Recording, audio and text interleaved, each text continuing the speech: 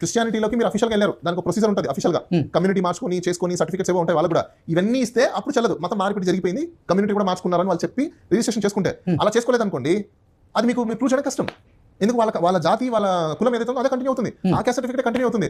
దాని బేసిస్ మీద చాలా మంది రాంగ్ పోర్ట్రేట్ చేసి కొంతమంది వాళ్ళ యొక్క బెనిఫిట్స్ తీసుకోవడం కోసము ఈ కొన్ని సొసైటీలు రిజిస్ట్రేషన్ చేసుకొని మతాన్ని జాతుల్ని కాపాడడానికి మేము వస్తున్నాం అంటున్నారు. వాళ్ళకి జాబులు లేక వ్యాపారాలు లేక ఇంకో పని చేసుకోలేక ఈ మతాలను మేము కాపాడతామని చెప్పేసి డొనేషన్ తీసుకుని బెదిరింపులు చేసి డబ్బులు తీసుకుని ఎంజాయ్ చేస్తున్నారు తప్పనిచ్చి ఇలాంటి వాళ్ళ వల్ల ప్రజలకు ఎవరికి ఉపయోగం లేదు. ఎందుకంటే ఎవరైతే మతం మారాలనుకుంటున్నారో వాళ్ళకి లేని పెయిన్ మీకెందుకు నాకు అర్థం కాల.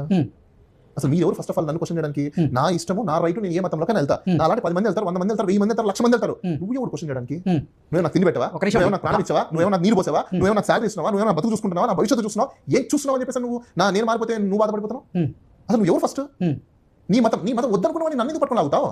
నీ మతం ఎవరు కావాలనుకుంటున్నారో వాళ్ళని ఆహ్వానించు, వాళ్ళని ఆదరించు, వాళ్ళని ప్రోత్సహించు. అరే వద్దురా కుర్ర మేము వెళ్ళిపోతామని వాళ్ళని పట్టుకుని నువ్వు బలవంతంగా తీసుకొస్తా, నేను చట్టాన్ని తీసుకొస్తా, నేను రాజ్యాంగాన్ని మారుస్తా, వాట్ ఈస్ దిస్ నాన్సెన్స్? ఎంతవరకు కరెక్ట్ అది? ఇప్పుడు వాళ్ళు అట్లా అంటారు.